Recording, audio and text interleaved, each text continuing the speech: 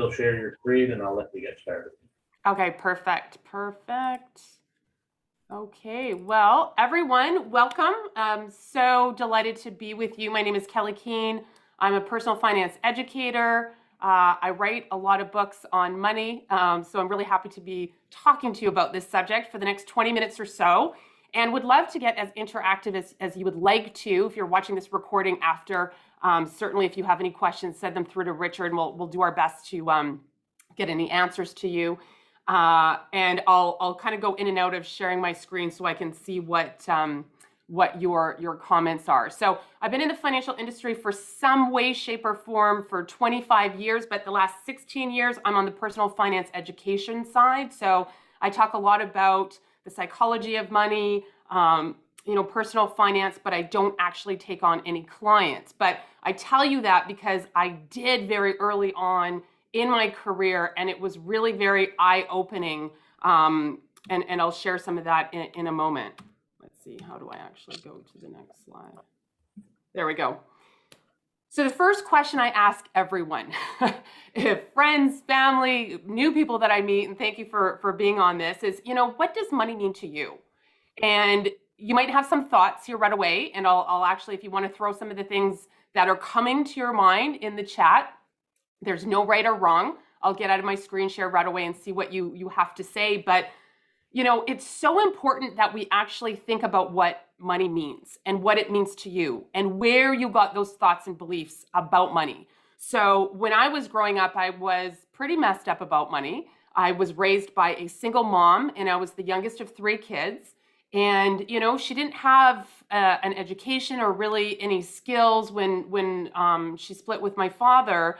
And so she, had a really tough go at it. She was a waitress and a dishwasher, and there was a lot of years that she was on social assistance. And I even remember, Santa's Anonymous coming to our home. And so as hard as that was for her and for us, I also had really wealthy uncles. I had a number of really wealthy uncles. So as you can appreciate, I lived in a home where there wasn't enough money at the end of the day, but I saw what it was like for people who did have money, how they spoke about it, how they held themselves, what issues they were dealing with. And I think too, when we're talking about money, a lot of times people will associate problems to money, but usually it's a lack of money that's actually the problem. So I'm going to throw it out to you. I'm going to stop my screen share. Quintina, Samantha, Sophia, Terry, Wayne, those of you who are going to be watching this on the replay, what does money mean to you? Does it mean security? Does it mean freedom? Maybe you have some beliefs that, wealthy people, are greedy and selfish, and money actually is a bad thing. Like I'd love if you guys would weigh in. I know it can be a taboo subject, and even something so innocent as answering what it means to you can be very, very personal. But the reason why it's so important is if we don't get clear about it, will you actually want more of it in your life? And I know that can sound so absurd, but if we're not really clear about what more money could mean in your life, we can repel it. We can actually do self-sabotaging things to have the money not be in our life, especially if you don't feel that it's safe, if you don't feel that it's comfortable. Now, something that I think is, there we go. My screen is just acting up a little bit. Something that I think is really important as well is to understand our beliefs when it comes to money. Oh, we've got some chat here. Yeah, so Samantha says it means freedom, but also that it's an energy of exchange. I used to think negatively about money, but now I've learned that if you feel deserving of it, you have the power to attract it if you believe you can. Oh my God, I love that, Samantha. You should be co-presenting with me right now. Wayne says that it's the control to make good decisions. Yeah, I actually think of money as, you're welcome, Samantha. I think of it as oxygen. Like, I think it is as oxygen, like it allows you to be able to breathe more freely. It does not, of course, guarantee happiness. No, it doesn't, but it certainly affords you the opportunity for more happiness. And, paying attention to it is so important as well. And as I was telling you, when I was in the financial industry early on, I actually, advised very, very, very wealthy people. And it was shocking and surprising to me how they handled their money. Like simple things like negotiating. See, because my mom had so little money growing up, I thought only poor people negotiated. So then when I saw my very wealthy clients negotiating, I was like, whoa, wait a minute. Like, you don't need to negotiate, but they did anyway. Or, maybe some of my wealthy clients that took me out for lunch at the time, I remember them looking through the bill and being like, oh, hey, I was charged an extra coffee. And I was like, whoa, I thought only poor people looked through their bills. I didn't realize people that have a lot of money. So it's so funny. We have all these beliefs about money. And this jar that you're looking at on the screen, I think is a very important, illustration of a paradigm that we can have when it comes to our finances and nebulous kind of terms like wealth and riches and things of that sort. So I've never raised fleas, but there's many experiments done that if you put fleas in a jar, they naturally just like pounce and jump and they can reach all kinds of different heights. But if you actually put a lid on them, very, very, very quickly, actually within hours, they start to hit the top of the lid and they never, ever, ever jump as high again. They know that boundary, they know that the lid is there, and they never try to do it again. Now, the reason this is so important is because it even goes to multiple generations of fleas that actually they learn to not jump as high and they pass it through to their flea babies. Now, again, it might sound a little bit absurd, but this actually happens with us too. And it's so interesting. I have 2 cats, and one cat was wild when we took him in. So he still roams all over the neighborhood. There's no way I could contain him. He jumps fences and he goes all over the place. I have no idea where he goes. Another cat that we got a few years ago, we really babied him. And because he wasn't wild, we didn't want him to leave the yard, and we put him on a harness. And it's so interesting that he's never left the yard. He sees our other cat jumping trees, jumping the fence, and he just looks perplexed. It's not even within his awareness that he could leave the yard. So the reason that I bring up this slide to you is just to think about what is the lid of the beliefs and the judgments that have been imposed upon you of what's possible for you financially.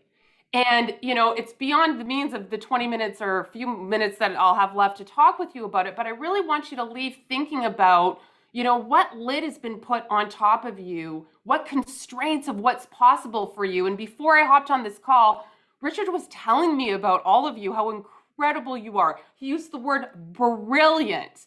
And I do believe that that's true, but I also know that we all have had these imposed judgments and beliefs put on us of what's possible. And I want you to really think about taking the lid off of your jar and thinking about what is more possible for you. Okay. Now, when we're talking about money, this is always a strategy that people think is a surefire way to eradicate all of their money problems. And that is to win the lottery. Why not, right? As my mom always says to me, someone is going to win the lottery. That's true. Someone is going to win the lottery. That is very true. But the odds are stacked so incredibly against you. And if this is a strategy you've ever thought of, or shortcutting, or trying to figure out some way to solve your money problems, I can assure you it doesn't work. And here's why. My first 2 books, I studied lottery winners extensively. And what happens is when you give someone a lot of money, it's like actually giving them an office tower on the foundation of a little house, if you will. And what happens is it just starts to lean and that it actually crumbles. And more often than not just lottery winners, but people that receive any type of pot of money from an inheritance, from a settlement in an accident, statistically, 5 to 6 years later, they don't just lose all of it, but they're actually worse off financially. And it's interesting because there was one woman in Hamilton who won $10 million. She was very poor before she won this money. I remember really digging into her story years ago, and the headlines were, Hamilton woman fritters away $10 million. And I thought, how do you fritter away $10 million? That is an astronomical amount of money. And the story went on to just kind of talk about how, maybe she bought some homes for families, spent some money on some trips, just didn't pay attention to it. And it's so interesting. One of my mentors and coaches gave me a great quote that I think about often. And it's like, what you appreciate appreciates. You're appreciating your health. If you're appreciating your finances, it appreciates. And she obviously didn't appreciate it. And to just full circle on the story of this woman in Hamilton, it was like 5 or 6 years later, all of the money was gone. Her and her 5 kids were back to renting an apartment, like they didn't even have curtains on the windows. And the reporter just asked her, like, how did this happen? And she just kind of thought, and she said, I've always been poor. I'm used to being poor. I know how to be poor. She actually pushed the money away because she was just so uncomfortable with it. So, it's really important that you dig in more to your self-worth than your net worth, because I've seen people with money, I've seen people lose the money, I've seen everything in between, and people with no money. And it really is about, getting to know yourself, understanding what's important. And especially in the world of social media, it is so impossible to really know what someone's worth. You can look on someone's Instagram account and think that they are swimming in money, and in fact, they're using debt to get ahead, or maybe their parents are paying the bill or something of that sort. So it's really important that you're not comparing yourself to anyone financially. And also that regardless of your financial situation, you realize that you're a whole valuable person. And yes, that money can make life easier. Yes, money is oxygen. It definitely can help fuel your life, but you still are a valuable whole human being regardless of your financial situation. I think is very important, and a lesson that I've had to learn. I think it's also really interesting that we live in Canada and we have the 4 seasons, and there's a lot of countries that don't. That right now it's very warm and they don't have the 4 seasons. And what they teach us is that, sometimes appearances are false. Right now I'm in Edmonton, Alberta. Usually I'm half of my time in Toronto. But I'm here in Alberta. We just got a huge snowstorm yesterday, ginormous. Everything is covered in snow. It was all green and beautiful and lovely a couple of days before that. And I had just planted some bulbs in the ground that, I can't see them. But I know come spring, they're going to produce results. And there's so many financial decisions that you have an opportunity to make or to not make that don't seem like anything at all.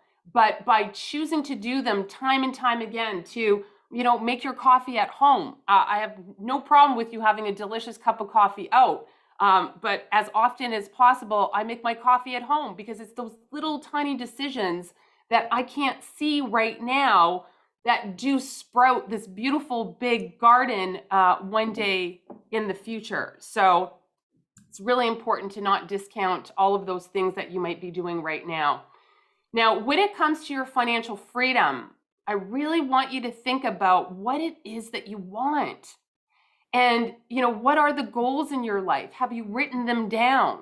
So many people I talk to, they just have these vague, fuzzy goals, and they don't really know what they want. Now, there's a principle in prosperity that says what you focus on expands. So if you've ever ridden in a white Toyota Camry, maybe you have that car, or a parent of yours or somebody has a white Toyota Camry, all of a sudden you see them all over on the road, right? You're not seeing the black Ford Explorer. You're seeing what it was that you were focused on. So the really important thing about having a goal is that it focuses you in in a way that produces magical results, that things start popping up and happening for you. But it's so shocking to me that we rarely sit down and actually write our goal down.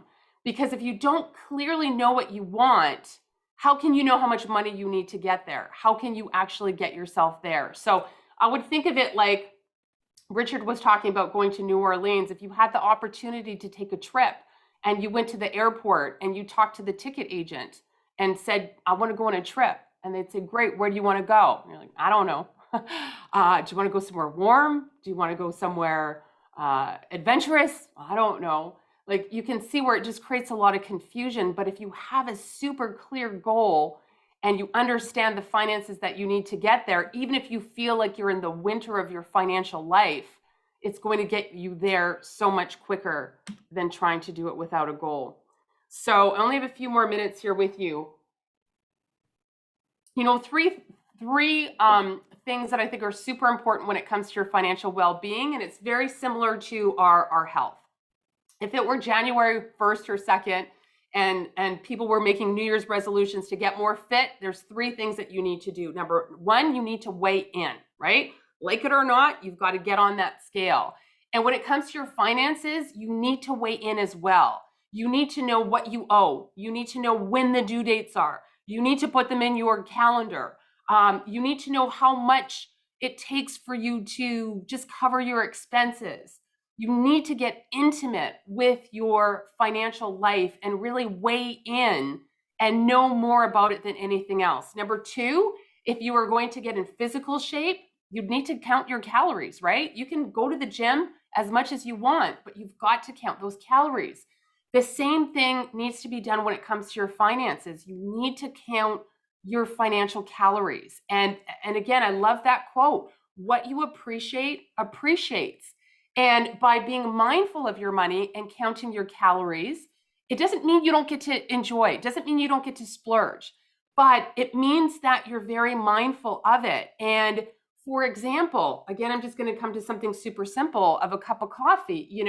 That couple dollars might not seem like much. The Uber Eats with the $5 delivery fee when you've had a really stressful day and you deserve to order the food in, it might not seem like much, and that's what retailers are counting on. But if you times it by 12, you're, oh my goodness, wow, maybe that's, $1,000 a year or $1,800 a year or even 500. That could be in your pocket. All of a sudden now, would you make a different choice? So there's no judgment. I splurge a lot, but are you aware of what the actual cost is? And then would you still make that choice? And then very lastly of the 3s, if you were going to get in physical shape, you wouldn't do it on your own. I know I wouldn't. So you would reach out, maybe if you didn't have the money for a personal trainer, you'd watch some YouTube videos, you would get some help. And the great thing that in speaking with Richard is you do have those financial coaches available to you. Use them, lean into them. It doesn't make you weak. It makes you strong by using these coaches, by having them identify blind spots and resources that you might not have realized. And I always think that, athletes are athletes and they're elite because they have their coaches. So please lean into all the resources that Richard is making available to you, because it just might mean more money in your pocket. It might mean more enjoyment. It might mean a better future on the other side. So, weighing in, paying attention to those financial calories, and then using your financial coach, I think is just going to get you there so much faster. So just as I wrap up, I think about air travel. And if you were going somewhere, you were going from, I know someone here is from Niagara. If you were going from Niagara to Toronto and you kind of made a few wrong turns, it wouldn't really be a big deal. But if you were going from Niagara to Vancouver and you made a few wrong turns, you might end up in a different country. And I think it's really important that when we're doing these little things, when we're paying attention to our money, when we're questioning our beliefs about it, when we're self-correcting with our spending or saving, and thinking, that's not going to do anything.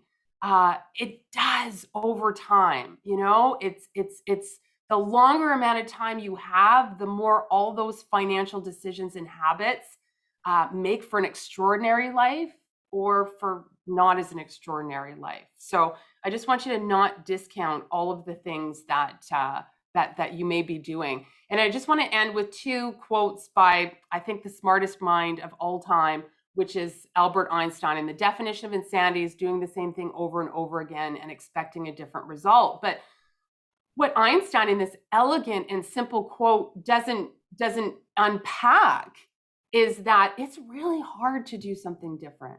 It presupposes us being uncomfortable. It presupposes us failing if we do something different. And it also presupposes our tribe, that we, for all of evolutionarily times, were dependent upon our tribe. So as you start to think and do things differently with your money, it may make you uncomfortable. It may open you up to failure. Maybe you try to negotiate something and you get a no, and you're like, geez, that didn't work.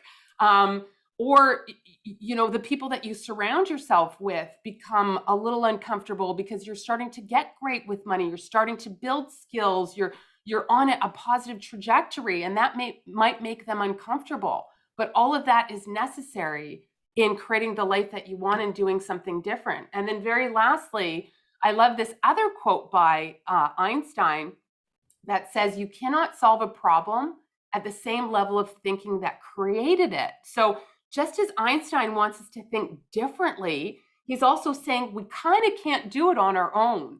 So that's why it's just, my absolute pleasure that you hopped on this call today to spend a little bit of time to think differently about your money, about finance, that maybe you're watching this as a replay, that, is to, keep learning, keep leaning into everything you can about money, about prosperity, about abundance, and the resources that Richard has, brought to you, and the financial coaches. Lean into absolutely everything that they have to offer, because it can make an absolute difference in your success. So I'm so delighted that you were able to spend a little time with me.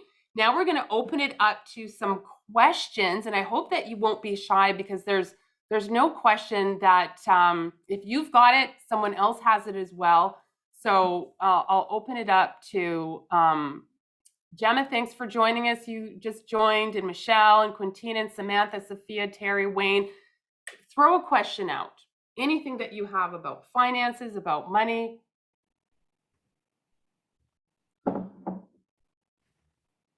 Richard, is there anything that you'd like to interject in, if we see if there's anyone feeling financially shy? I know they have questions and that. I think, from, my experience, often, the question is, what type of budget? Where do I find a budget, or how do I manage, something on paper, or what have you? Yeah, that's a really good question. There's some great budgeting tools out there. I mean, a really simple thing when it comes to your budget is, like, first figuring out, and I know this sounds really axiomatic, but figuring out, like, what's the basic amount that you need to live? Like, what is the basic amount that you need to live? What are, some treats that you're going to build into it? And then how much are you willing, or can you save for your future self? And it can be as simple as that. Now, if you're trying to save for a vehicle, or you're trying to save for a home, or you're trying to save for repayment, then it gets a little bit more complex. But, like, literally, you can just Google. There's so many great budget, calculators out there. You can get really geeky and nerdy and get a spreadsheet going, but tracking it's one of the best things. So Sophia, you have a question, and Samantha, I know you said that you're thinking about it. Take your time. So Sophia says, I've always been amazing at budgeting. Great, love it. But my question is, just getting by and trying to pay debts is an upward battle. Absolutely. How can one save despite so many bills? And you're trying to save for a house. Absolutely. So here's the thing is there's really only two ways to increase your wealth, and that's either cut or increase your income. That's it. Like that's all that there is. So, but there's different ways you can negotiate. You can, look for other opportunities. Remember when I was saying what you focus on expands, like Sophia, what are your skills? Is there anything that you could do to bring in more income? I don't know what your skills are, but for example, I mean, like some people I talk to, it'll be as simple as they don't even think that navigating on the internet or knowing how to use Facebook is a skill. Like, oh, I use Facebook. What's the big deal? And then they go and offer for, $25 or $50 to a retirement community to teach them how to get on Facebook. Because especially during the pandemic, do you know how many seniors that was a lifeline for them if they actually knew how to communicate with their family, or maybe hooking them up with someone else's used cell phone that they don't need? Like there's always an opportunity to bring in more money if you're looking for those opportunities. And then of course, debt is expensive. I made all the mistakes in the book in my early 20s and racked up my credit cards. And I remember looking at the interest on that debt being like, oh my goodness, if I could just get this paid off, like, and then invest that, what a difference it would make. So I hate talking about sacrifice, but sometimes it's that uber sacrifice in the short term, knowing that getting rid of that debt, getting, rid of maybe some of those burdens that are weighing you down means having it so much freer in a couple of months or a year. Here, you've got a couple, something more. Sophia, you're saying that you love your job, you want to retire, and the pay is pretty good. That's great. Okay. You want to retire there. That's great. Okay. Terry is saying, when you are about to retire, is it better to put savings into a TFSA or an RSP as Terry still has 4 years? Okay.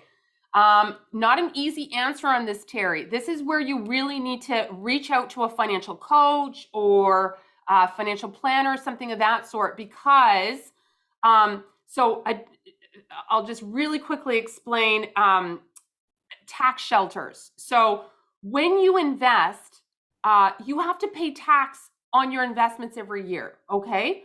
Think of them as cars just out on the street. But if you put your cars in a garage, you don't have to pay tax on them every year.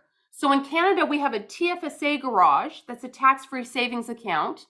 So when your cars are parked in there, bonds, stocks, mutual funds, what have you, you don't pay any tax. You can take them out tax-free, you can put them in, they can make as much money as they want, you don't pay any tax.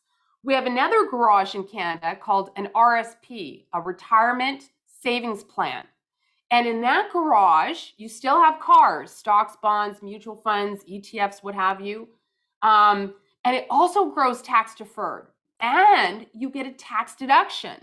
But the problem is if you take that money out before your retirement, if you have an emergency or you need that money, then you get taxed a lot. So you can see where you want to make sure you're careful what kind of cars you get and what kind of garages you put them in. If all this is sounding complex, I've literally written whole books on this. So it is a bit complex. So Terry, I would say you really should find out, because if you've got 4 years to retirement, these are your maximum earning years. So if the RSP is going to get you a good tax deduction, that might be the better way to go. But you need someone to crunch the numbers.